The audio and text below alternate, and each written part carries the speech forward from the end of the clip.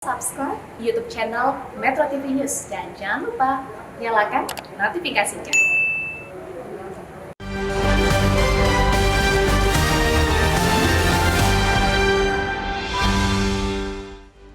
Bagi pemirsa, pemilu 2024 yang diprediksi bakal berlangsung ketat dan kompetitif, jangan sampai membelah persatuan. Tajamnya polarisasi atas pilihan politik pada pemilihan presiden atau Pilpres 2019 yang lalu tidak boleh terulang lagi pada tahun 2024. Perlu dicegah pesta demokrasi 5 tahunan itu disesaki kampanye hitam yang saling menjatuhkan. Tentu peran para elit politik yang dituntut agar lebih mengedepankan kepentingan bangsa daripada berebut kekuasaan semata. Pemirsa, inilah editorial Media Indonesia di hari ini Jumat 10 Juni 2022 dengan tema Pemilu 2024 meneguhkan pluralisme bersama saya Leonard Samosir, dan editorial Media Indonesia ini juga dapat Anda simak melalui MG Radio Network di frekuensi 94,7 FM di kawasan Jakarta dan sekitarnya. Para pendengar dan Anda semua bisa ikut menyatakan pendapat Anda dengan menelepon nomor telepon 021 583 9900. Dan pemirsa, pagi ini telah hadir di studio Metro TV bersama saya anggota Dewan Redaksi Media Group Don Bosco Slamun. Bang Don, selamat pagi. Selamat pagi, Leo. Masih sehat, Bang? Sehat. Terus sehat ya? Harus sehat. Terus sehat dan harus sehat. Kita akan bicara soal bagaimana kita juga melihat kehidupan politik yang sehat tentunya ya, Bang. Betul. Don. Tapi sebelum itu kita lihat dulu pemirsa beberapa berita yang menjadi perhatian media Indonesia. Yang pertama, ini berita duka yang kita dengar kemarin ya, Bang Don. Jenazah Eril, ini anak dari Gubernur Jawa Barat Ridwan Kamil, tiba di Bandung akhir pekan ini, kalau tidak salah hari Minggu, katanya begitu. Apa yang bisa kita sampaikan terkait dengan ini, Bang Don? Iya, artinya ada kepastian. Kita bersyukur ada kepastian bahwa Ananda Eril itu sudah ditemukan jenazahnya ya. Dan ini kan dinantikan oleh keluarga, termasuk oleh Kang Emil, dan tentu kita ikut berduka cita setelah ada kepastian seperti ini. Ya, penantian yang cukup panjang, sekian hari, dan kemudian ada berita seperti ini. Sebagai sesuatu yang sudah pasti, takdir yang sudah pasti, ya kita ikut mendoakan. Iya.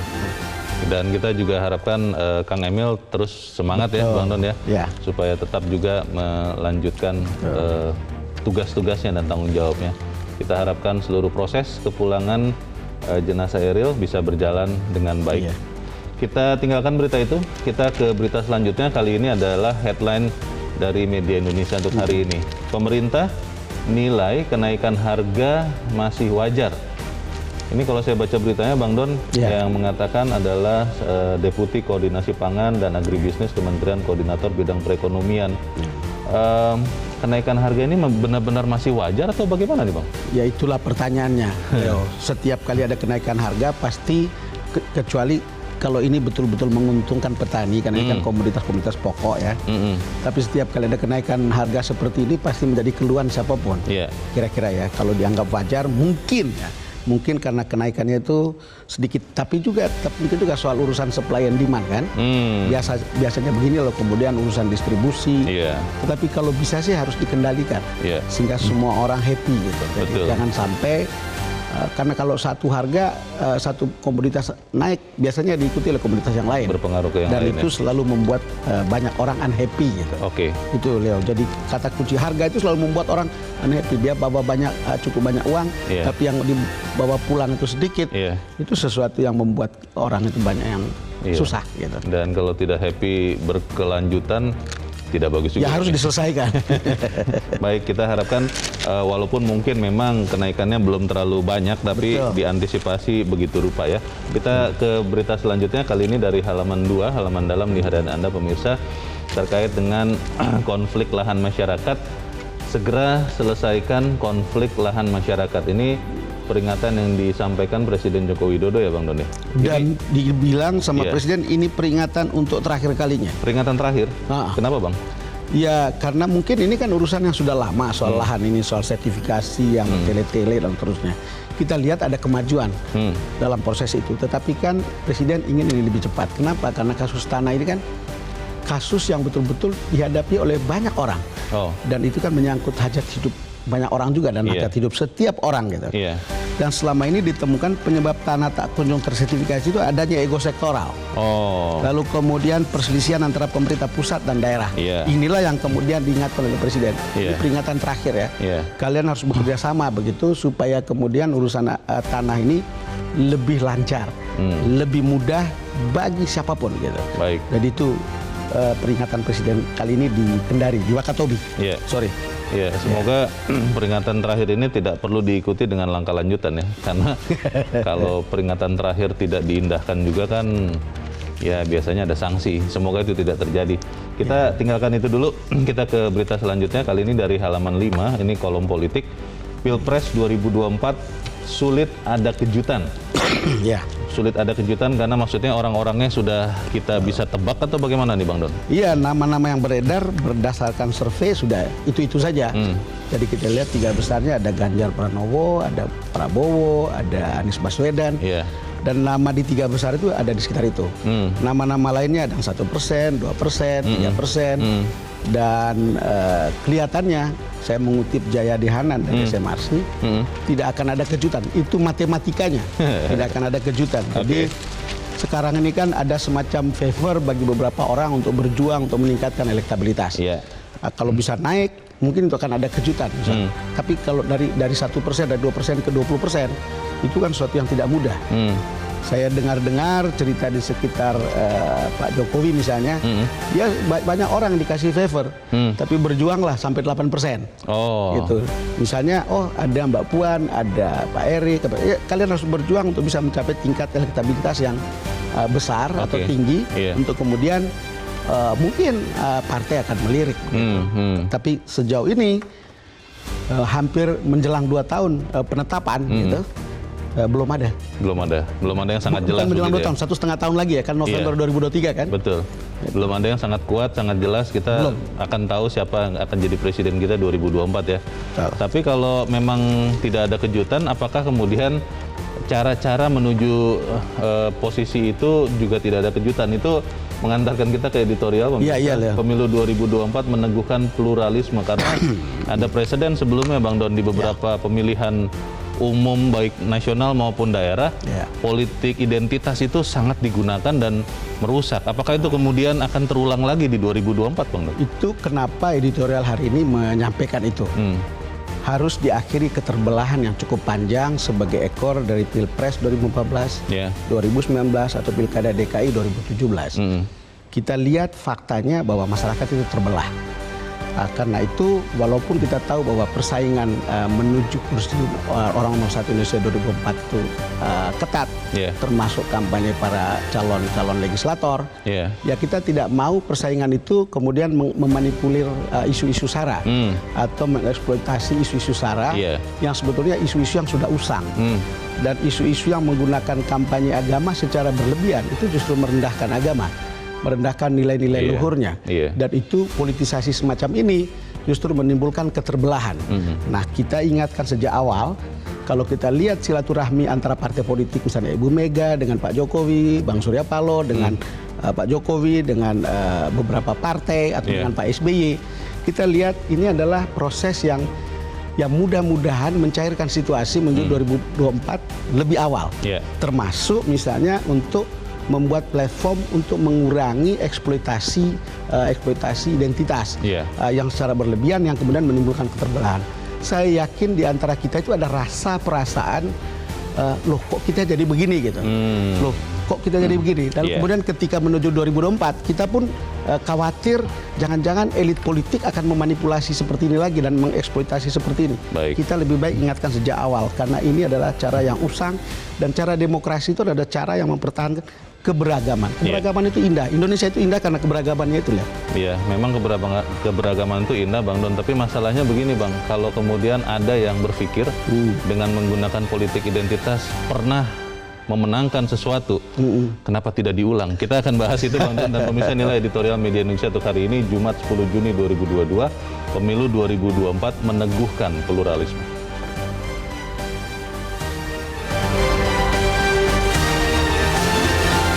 Pemilu 2024 meneguhkan pluralisme.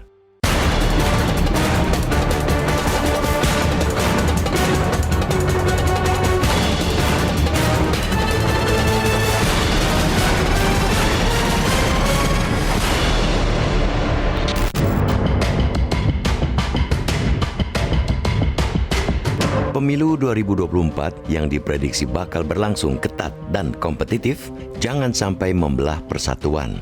Tajamnya polarisasi atas pilihan politik pada pemilihan presiden atau Pilpres 2019 tidak boleh terulang pada 2024. Perlu dicegah pesta demokrasi 5 tahunan itu disesaki kampanye hitam yang saling menjatuhkan.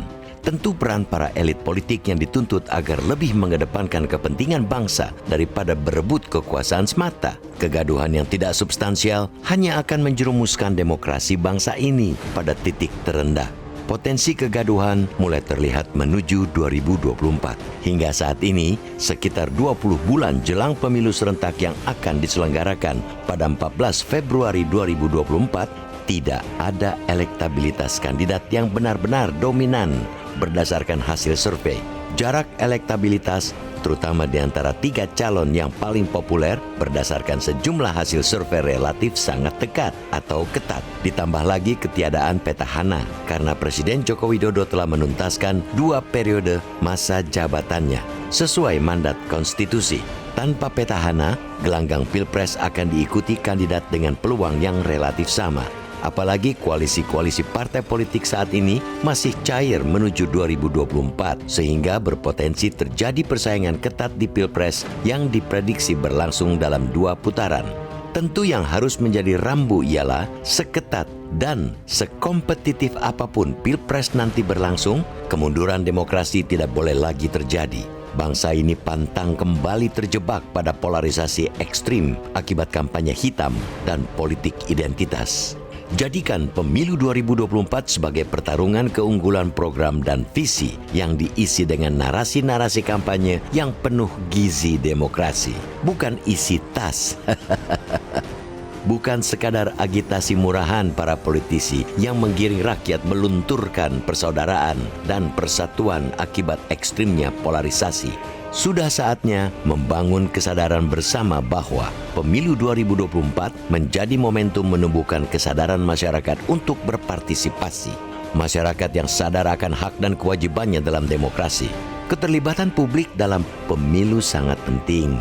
Elok nian bila kontestan pemilu 2024 bersaing ketat dan kompetitif dalam harmoni. Pemilu berlangsung dengan gambaran pluralisme bangsa Indonesia. Tanggalkanlah segala macam bentuk politik identitas yang hanya merugikan bangsa besar bernama Indonesia. Dalam bahasa Ketua Umum Nasdem Surya Paloh, pemilu 2024 harus menjadi momentum untuk menciptakan suasana pluralisme. Perbedaan sikap dan pilihan politik mestinya tak menyurutkan semangat kerukunan bangsa sehingga tercipta pemilu 2024 yang jauh lebih berarti bagi siapapun anak bangsa ini. Kuncinya ialah para elit politik mencegah tajamnya polarisasi, tidak sekadar menghardik pihak yang berbuat hal tersebut. Peran para elit tentu sangat dibutuhkan untuk mencegah hal itu dan dapat dijadikan teladan masyarakat. Jangan ada lagi elit yang hanya menggembar-gemborkan strategi murahan dengan politik identitas karena jelas-jelas terbukti membahayakan keutuhan bangsa ini. Publik pun mesti menyadari hal ini. Ketika ada elit politik yang sengaja memanfaatkan terjadinya polarisasi dengan politik identitas untuk mencapai kuasanya, bisa dipastikan yang ada di benaknya hanya kepentingan pribadi dan kelompoknya, bukan bangsanya.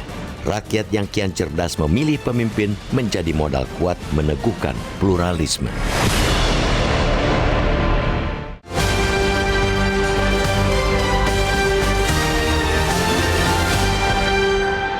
Bisa menyatakan pendapat Anda terkait editorial pagi ini. Pemirsa, untuk saat ini tetaplah bersama.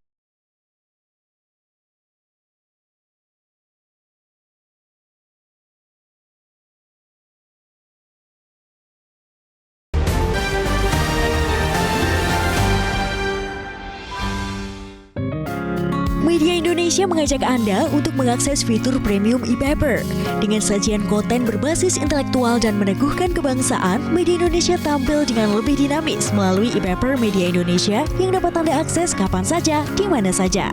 Caranya mudah, download aplikasi Media Indonesia di Android atau ketik link e-paper.mediaindonesia.com atau bisa scan QR code pada layar kaca Anda. Klik tab e-paper di bagian samping layar tablet Anda. Daftarkan data diri, serta pilih paket berlangganan e-paper Media Indonesia sesuai dengan kebutuhan Anda. Nikmati juga bonus spesial tambahan 4 halaman rubrik fokus setiap hari. Semua bisa Anda dapatkan hanya di e-paper Media Indonesia. Untuk informasi lebih lanjut, hubungi customer service di nomor 0811 1201 2018 atau kunjungi media sosial @Media Indonesia. Media Indonesia, referensi bangsa. Terima kasih pemirsa, Anda masih bersama kami di editorial Media Indonesia. Bang Don, sebelum kita mendengar pemirsa, tadi Bang pertanyaannya, kalau kemudian ada orang yang pernah merasa memenangkan kontestasi dengan menggunakan politik identitas, apa yang bisa menjamin orang itu tidak akan lakukan itu lagi, Bang? Ya sebetulnya tergantung pada satu elit politik ya, apakah masih bisa mengeksploitir atau memanipulasi isu itu. Kedua tergantung pada kecerdasan publik untuk memilih. Ketiga tergantung pada seeing is believing. Feeling is also believing. Seperti apa hasil pilkada atau pemilihan pemimpin atau pilpres yang kemudian berdasarkan hal seperti itu. Apakah memang memperlihatkan kinerja yang baik atau tidak? Kan kita tidak bisa kita tidak jujur pada diri sendiri untuk melihat itu. Pada akhirnya walaupun misalnya kata Deng Xiaoping itu ada hubungannya dengan sistem ekonomi kapitalis dan sosialis begitu, tidak penting kucing itu hitam atau putih. Yang penting bisa nangkap tikus. Dalam proses demokrasi kita gitu. Mestinya orang harus dididik untuk bisa memilih pemimpin yang betul-betul aspiratif dan betul-betul berkualitas. Toh untuk kepentingan kita. Dalam konteks 2024 kita kan sudah lihat keterbelahan sebelumnya. Dan ini pelajaran dari sini adalah bagaimana kita belajar makin matang, makin dewasa berpolitik, makin matang berdemokrasi. Lalu kemudian kalau kita sudah mencapai kedewasaan politik dan kematangan berdemokrasi, kita bisa naik kelas. Kita berharap seperti itulah pemilu 2024. Baik, kita juga ingin tahu Bang Don, apa harapan dari masyarakat. Kita akan mendengarkan pendapat dari pemirsa Metro TV. Kali ini ada pemirsa Metro TV di Jakarta, ada Ibu Ong Mei-Hua. Ibu Ong, selamat pagi. Selamat pagi Bang Leo, selamat pagi Bang Don. Assalamualaikum warahmatullahi wabarakatuh. Waalaikumsalam warahmatullahi wabarakatuh. Bagaimana Bu Ong meneguhkan pluralisme, bisa apa tidak nih di pemilu 2024? Bisa Bang. Bisa? Insya Allah. Iya.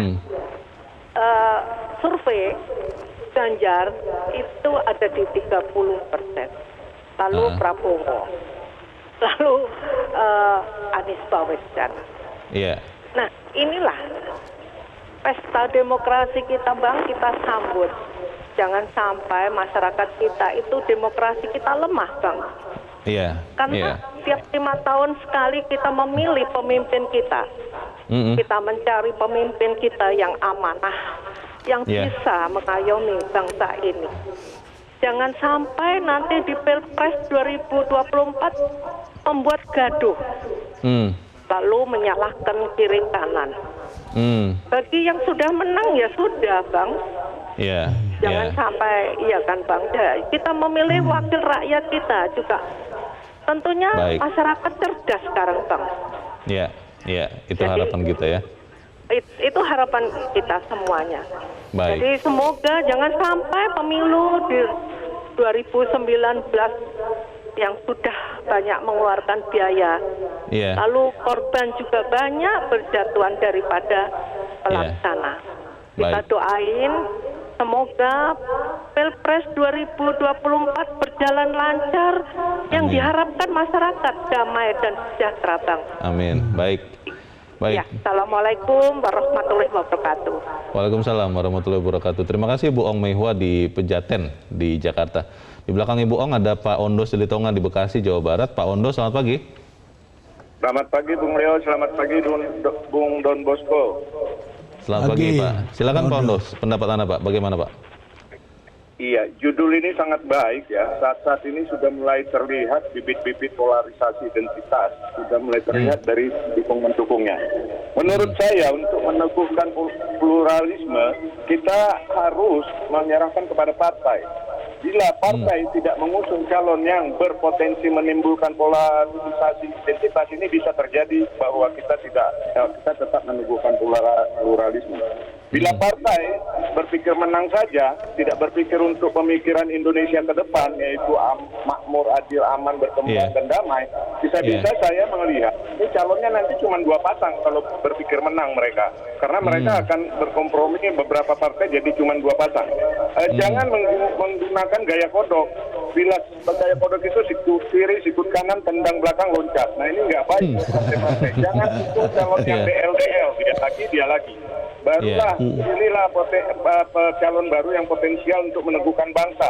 Kemudian rakyat harus cerdas, jangan terjebak hasutan-hasutan yang bisa menimbulkan polarisasi identitas. Karena kalau menang karena polarisasi identitas, kita menderita bersama semuanya.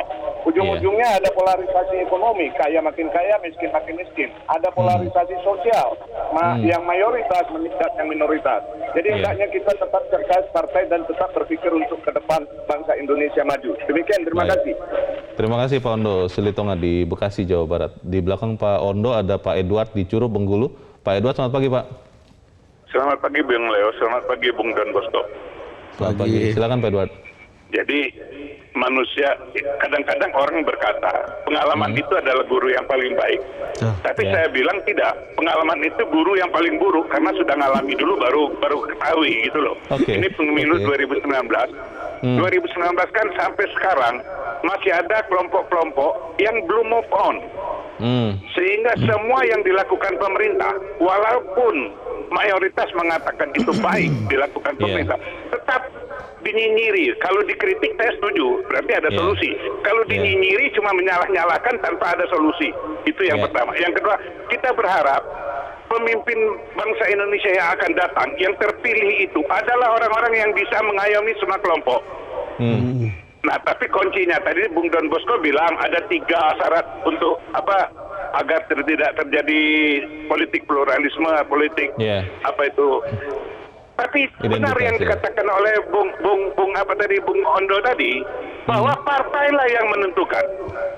Nah, saya minta Pak Surya Paloh konsisten dan konsekuen dengan ucapannya, tidak akan membuat bangsa Indonesia ini menjadi politik pluralisme. Jangan dukung calon yang sudah terindikasi didukung oleh gerombolan-gerombolan yang menjual isu-isu rasialisme, isu-isu SARA, itu jangan didukung. Tolong Pak Surya Paloh, karena Nasdem memiliki kartu joker untuk kemana saja berpihak, itu akan terjadi. Nah, saya minta itu konsekuen dan konsisten. Ya, terima kasih Pak Edward di Curug, Bengkulu untuk pendapat Anda Pak. Selamat pagi. Ini harapan pemirsa sangat nyata ini. Bagaimana Bang Don? Ya, itu sebetulnya harapan hampir semua orang sebetulnya. Tapi kembali lagi ya, itu kan akan sangat tergantung. Kita itu, saya bicara ketemu Bang Surya kira-kira seminggu yang lalu ya. Lalu beliau menyampaikan pandangannya, apa sih yang dibutuhkan 2024 beyond gitu. Oh, pertama stabilitas. Stabilitas itu hanya bisa kalau kita mengakhiri keterbelahan. Nah, bagaimana cara mengakhiri keterbelahan itu akan ditentukan oleh konfigurasi pencalonan presiden dan wakil presiden. Calon presiden dan maka calon ada wakil cerita presiden. menggabungkan siapa dengan siapa kan, gitu kan, untuk bisa dilihat itu. Yang kedua kan sustainability. Gitu. Ini kepentingan bagi kita semua, termasuk kepentingan Pak Jokowi misalnya soal sustainability. Makanya yang saya dengar nih bahwa Pak Jokowi misalnya presiden itu bekerja untuk, kata orangnya, membuat misalnya para elit politik itu ngeklik gitu.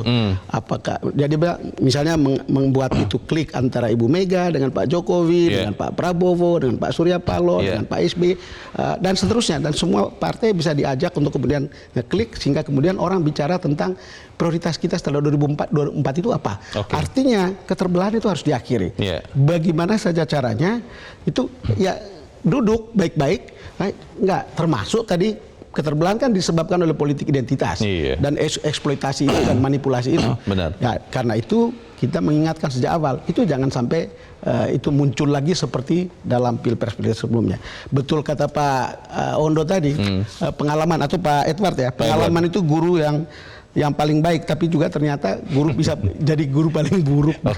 Bagaimana kita memastikan 2024 benar-benar plural, kita akan bahas di bagian berikut, dan pemirsa tetap bersama kami.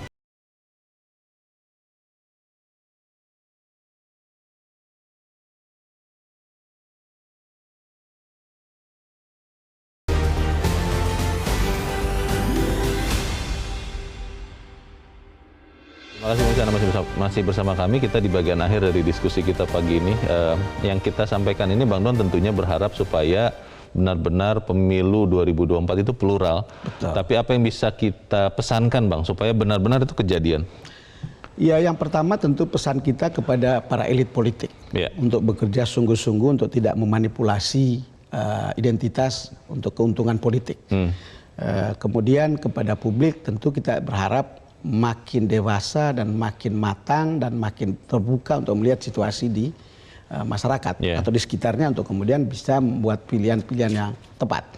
Jangan mudah dibodoh-bodohin oleh elit politik. Dibodoh-bodohin dengan isu agama yang mungkin hanya tahu satu ayat dan itu bukanlah makna sesungguhnya dan makna yang utuh. Lalu kemudian bisa dimanipulasi oleh uang gitu kira-kira ya. Kita berharap bahwa baik elit maupun publik sama-sama untuk kemudian ngeklik sampai pada tingkat kita itu makin matang berdemokrasi, makin dewasa dalam berpolitik, dan hasilnya adalah output kepemimpinan di 2024. Output kepemimpinan di 2024 itu adalah presiden dan wakil presiden yang bagus, yang mumpuni, yang berkualitas, yang bisa mempersatukan kita semua. Kemudian para legislator, kalau lihat situasi seperti sekarang produktivitasnya rendah, mestinya kita harus cari yang lebih baik dari itu. Lalu kemudian para kepala daerah, kan itu kan serentak. Kepala daerah ada gubernur, ada bupati atau wali kota. Ya kita berharap kita akan menghasilkan pemimpin-pemimpin yang lebih baik dari sekarang. Tentu saja kita berharap situasi kita ya tadi tuh kalau dibicarakan kalau dibilang bahwa situasi kita ke depan itu adalah stabilitas, itu kan berarti karena kita belajar dari keterbelahan yang ada sekarang. Dan kalau dulu keterbelahan itu ada di tingkat elit politik, sekarang itu kan sampai ke bawah. Itu yang sebetulnya tidak kita kehendaki dan itu sebetulnya harus disatukan. Dan kerja elit politik adalah membuat itu satu. Termasuk tadi untuk tidak mengeksploitasi atau tidak memanipulasi isu-isu identitas secara berlebihan yang merusak kebersamaan kita gitu. Kalau kemudian ada Bang, tadi kan ada harapan dari Pak Edward ya. Betul. Jangan dukung yang pernah terbukti untuk membawa politik identitas. Apakah artinya kemudian ditutup rapat-rapat untuk orang-orang seperti ini atau diberikan kesempatan baru tapi dengan ikatan bingkai pluralisme yang sangat kuat? Saya tidak punya jawaban yang jelas tentang itu, Leo. Tetapi presiden dalam Pilpres 2019 itu cukup menarik. Apa yang menarik pada saat itu? Kita itu lihat dua kubu antara kubu Pak Jokowi dan kubu Pak Prabowo. Tetapi pada akhirnya Pak Jokowi merangkul Pak Prabowo masuk. Kemudian ada kubu yang pada waktu itu dianggap kubu 212 di mana Pak Ma'ruf Amin itu dianggap bikin fatwa malah tentang penista agama atau tentang Ahok begitu. Tapi kemudian menjadi wapres. Tentu kita lihat bahwa ada akomodasi semacam ini dengan maksud jangan sampai pertentangan itu makin tajam, walaupun tidak berhasil sepenuhnya. Nah, kalau lihat presiden seperti ini, artinya possibility tentang hal seperti itu bisa dikaitkan untuk 2024. Itu jangan juga membuat masyarakat terkejut. Pilihannya adalah kalau sama-sama punya elektabilitas, oke, yuk duduk bersama-sama deh. Duduk bersama-sama. Karena kita tidak bisa meniadakan satu sama lain. Gitu. Tapi kita duduk bersama, itu yang saya bilang tadi. Kita harus mulai matang untuk menerima hal-hal seperti ini. Kita harus mulai melihat hal seperti ini lebih dewasa. Kemudian lihat bagaimana manuver politik seperti ini. Yang penting untuk kita kan tujuan atau situasi 2024 setelah Pak Jokowi gitu ya stabilitas, tidak ada keterbelahan, sustainability itu semua bisa dijamin gitu kan gitu untuk kebaikan kita bersama begitu. Baik, kita harapkan supaya 2024 pemilu itu juga benar-benar tetap meneguhkan pluralisme ya. Betul. Bang Don Bosco Salamun, terima kasih Bang sudah di tempat ini. Selamat pagi. Selamat pagi Leo.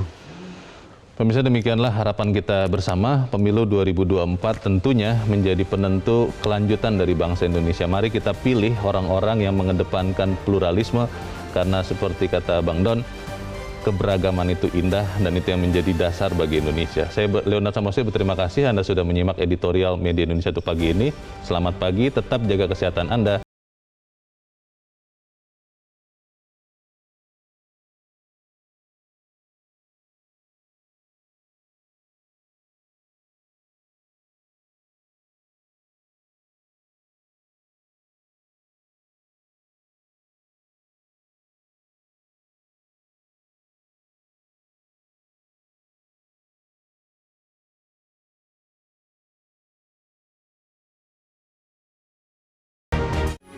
Metro TV.